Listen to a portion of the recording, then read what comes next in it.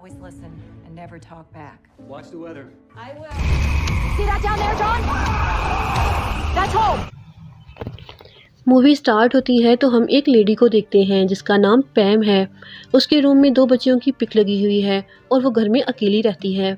सुबह उठकर वो रेडियो सुनती है, उसमें एक न्यूज़ सुनती है कि उसके एरिया में एक तूफ़ान आने वाला है, लेकिन इस बात से उसको कोई फ़र्क नहीं पड़ता। पैम घर से बाहर जाने लगती है तो उसका फ्रेंड उसको रोकता है कि आज घर से बाहर ना जाओ, आज बहुत बड़ा तूफ़ान आने वाला है। लेकिन पैम कहती है कि उसके लिए बहुत स्पेशल डे है आज, और वो निकल जाती है। वो पूरे रास्ते में सॉन्ग सुनती हुई गाड़ी में जा रही थी। वो अपनी डेस्टिनेशन तक पहुंच गई थी, जहां ऑलरेडी 2 गाड़ियां खड़ी हुई थीं। उसमें एक कार एक कपल की थी। वो पैम को बता रहे थे कि हम यहाँ पहाड़ों में 2 दिन रहने के बाद हाइकिंग करके यहाँ से जा रहे हैं। फिर पैम वहाँ मौजूद दूसरी कार के बारे में उनसे पूछती है, लेकिन ये कपल ना तो उस कार के बारे में जानता था, ना उस आदमी के बारे में जिसकी कार थी। खैर वो लोग पैम को बाय बोलकर वहाँ से चले जाते हैं और पैम का सफ़र भी वहाँ से स्टार्ट हो जाता है। वो आहिस्ता आहिस्ता आगे बढ़ती है, तभी उसकी एक स्टिक भी टूट जाती है। वो थोड़ा आगे रुककर अपनी स्टिक को जोड़ने की कोशिश कर रही थी, लेकिन वहाँ मौसम भी ख़राब हो रहा था। पैम अब दोबारा से चलना स्टार्ट करती है। अब वहाँ हवाएं भी तेज़ चलने लगती हैं। पैम वहाँ अब ब्रेक के लिए रुकती है। जब वो अपना ब्रेक ख़त्म करके चलने लगती है तो वहाँ बहुत ठंडी और तेज़ हवाएं चलने लगती हैं, जिसकी वजह से वो अपनी जैकेट पहन लेती है, लेकिन वो पीछे वापस नहीं जाती। अब जब पैम आगे बढ़ती है तो वहाँ पर एक बोर्ड लगा होता है। उस बोर्ड के पास उसे कुछ फुटप्रिंट्स दिखाई देते हैं। वो उन फुटप्रिंट्स का पता लगाने के लिए सीटी बजा रही थी, ताकि अगर किसी को उसकी हेल्प की ज़रूरत है तो वो उसे बुला ले। अब वो सीटी बजाते हुए आगे बढ़ रही होती है तो अचानक एक गड्ढे में गिर जाती है। वो गड्ढा बहुत ज़्यादा गहरा था, लेकिन वो बहुत कोशिश करके बाहर निकल आती है। फिर दोबारा से वो उसमें गिर जाती है और गड्ढे में बहुत बर्फ़ जमा हो जाती है। जब उसे होश आता है तो वो एक बार फिर बाहर आने की कोशिश करती है, लेकिन वो बाहर नहीं आ पाती। उसकी हिम्मत टूट चुकी थी और तूफ़ान भी बहुत तेज़ था। फिर हम देखते हैं कि पैम को उन 2 बच्चियों के फ्लैशबैक भी आ रहे थे, जो उसकी बेटियां थीं। अब वो दोबारा से अपने अंदर हिम्मत पैदा करती है और आखिरकार उस घड़े से बाहर आ जाती है। उसको बहुत ज़्यादा प्यास भी लगी थी, लेकिन उसकी बोतल से पानी ख़त्म हो चुका था। जाने से पहले वो उस घड़े को कवर कर देती है ताकि कोई और उसमें ना गिर पाए। अब जब वो आगे जाती है तो उसे एक आदमी नज़र आता है जो बहुत ही आराम से तूफ़ान के बीच बैठा होता है। वो पास जाकर देखती है तो हैरान रह जाती है। उस आदमी ने शॉर्ट्स पहने हुए थे और उसकी हालत बहुत ख़राब थी। वो बिल्कुल फ्रीज़ हो चुका था। पैम उस आदमी से बहुत ज़्यादा सवाल करती है, लेकिन वो कोई जवाब नहीं देता। तभी पैम उस आदमी का नाम जॉन रख देती है। फिर पैम उसके जूते उतारती है। हम उसके पाँव को देखते हैं जो कि बिल्कुल फ्रीज़ हो चुके थे। वो उसके पाँव को थोड़ा गर्म करती है और उसको सॉक्स पहनाती है। वो जो भी एक्स्ट्रा सामान लेकर आई थी वो जॉन को पहना देती है। फिर वो आगे बढ़ते हैं। पैम उसको सही रास्ता दिखा रही थी, लेकिन वो उस रास्ते पर चलना ही नहीं चाहता था। फिर पैम उसको बहुत मुश्किल से कंट्रोल कर रही थी। वो इधर उधर चल रहा था। इतनी ठंड ने जॉन के माइंड को भी फ्रीज़ कर दिया था, जिससे जॉन सोचने समझने के काबिल भी नहीं था। और पता नहीं उसके माइंड में ऐसा क्या चल रहा था जिसकी वजह से वो नीचे जाना नहीं चाहता था। इसके बाद हम देखते हैं कि 2 बज चुके थे और अभी भी वो ज़्यादा आगे नहीं पहुँचे थे। तभी पैम देखती है कि जॉन उसके पीछे नहीं था।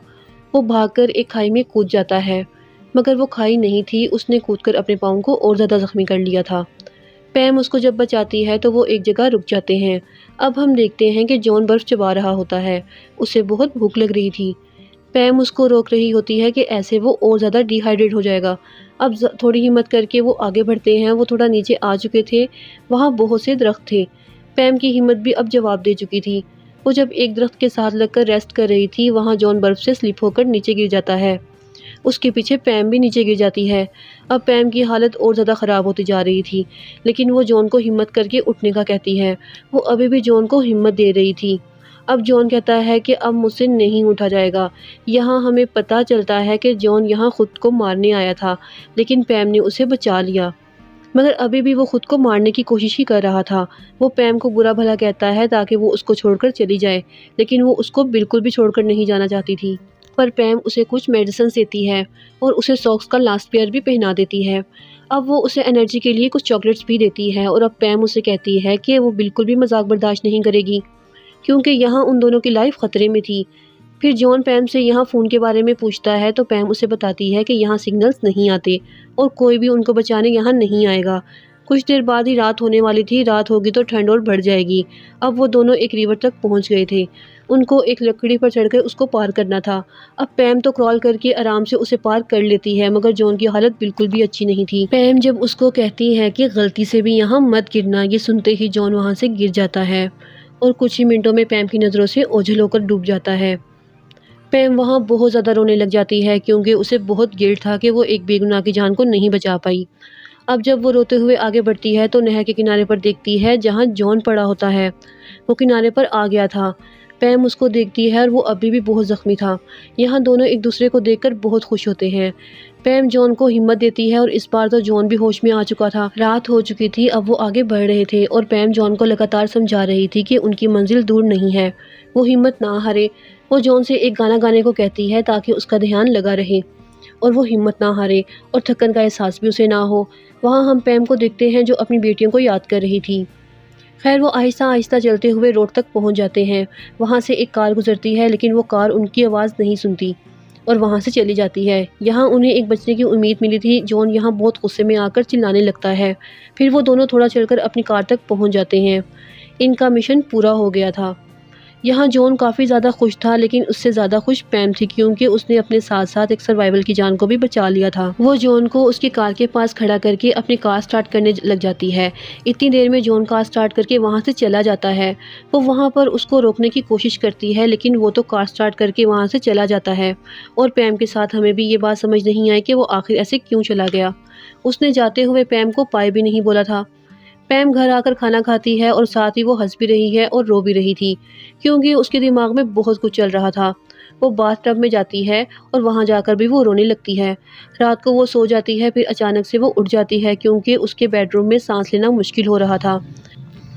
वो जल्दी से दूसरे रूम में जाती है। वहाँ जाकर देखती है कि वहाँ उनकी दोनों बच्चियों की लाशें पड़ी हुई थीं और पैम उनको सॉरी बोलकर रोने लग जाती है।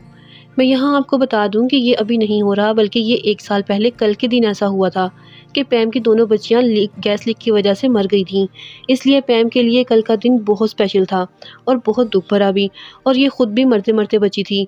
लेकिन इसके बावजूद इसने एक आदमी को मरते मरते बचाया था। जब ये सुबह सोकर उठती है तो हर जगह रेडियो और टीवी पर उस आदमी की न्यूज़ चल रही थी जिस आदमी को इसने बचाया था। उस आदमी ने सब कुछ जाकर पुलिस वालों को बता दिया था। उसने अपना नाम तो नहीं बताया था, लेकिन पैम के बारे में सब कुछ बता दिया था। लेकिन पैम अभी सेटिस्फाइड नहीं हुई थी। उसके माइंड में बहुत से सवाल थे जो उसने जॉन से जानने थे। वो जॉन का नंबर निकलवाने की कोशिश करती है, लेकिन जॉन ने तो अपना कोई नंबर ही नहीं रखा था।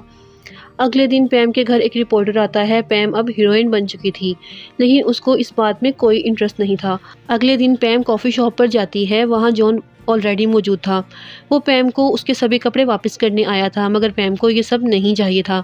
उसको तो अपने सवालों के जवाब चाहिए थे। जॉन सब कुछ बताना स्टार्ट करता है। वो बताता है कि कुछ साल पहले इस तरह पहाड़ों में एक चाहने वाली गुम हो गई थी। उसके लिए भी वो दिन बहुत स्पेशल था। जॉन उस लड़की को ढूंढने वहाँ गया था, लेकिन वो इसको नहीं मिली थी और ये बात इसको पता भी थी। फिर भी ये आंखें बंद करके उन्हीं माउंटेन्स पर बैठ गया था ताकि वो आकर उसको ले जाए। लेकिन वहाँ पर तो पैम आ गई थी। पैम ने आकर उसकी लाइफ को बचा लिया था। यहाँ पर जॉन पैम को बहुत थैंक्स कहता है कि कैसे पैम ने उसे बचा लिया था। फिर पैम अपनी स्टोरी जॉन से शेयर करती है कि कुछ साल पहले कैसे उनके घर में गैस लीक हो गई थी और कैसे उसकी बच्चियों की डेथ हो गई थी और पैम बच गई थी क्योंकि उसके रूम की एक विंडो क्रैक थी। उसकी दोनों बेटियां 5 और 6 साल की थीं। उनकी डेथ के बाद पैम भी मरना चाहती थी, लेकिन उसने ऐसा नहीं किया। उसने सोचा कि वो खुद को जिंदा रखकर दूसरों की लाइफ भी बचा सकती है और उसने अपनी लाइफ को एक्सेप्ट किया। और आगे जाकर पैम ने 4 बच्चों को भी पाला और 67 ईयर्स की एज में वो पेट्रोल वॉलंटियर भी रही। एक दुख के पीछे अपनी लाइफ को ख़राब नहीं किया जा सकता और अपनी लाइफ को ऐसे वेस्ट करने से बेहतर है कि इंसान सबकी खुशियों को साथ लेकर चले। इसी तरह लाइफ अच्छे से गुजर सकती है। और इसी के साथ ये मूवी एंड हो जाती है।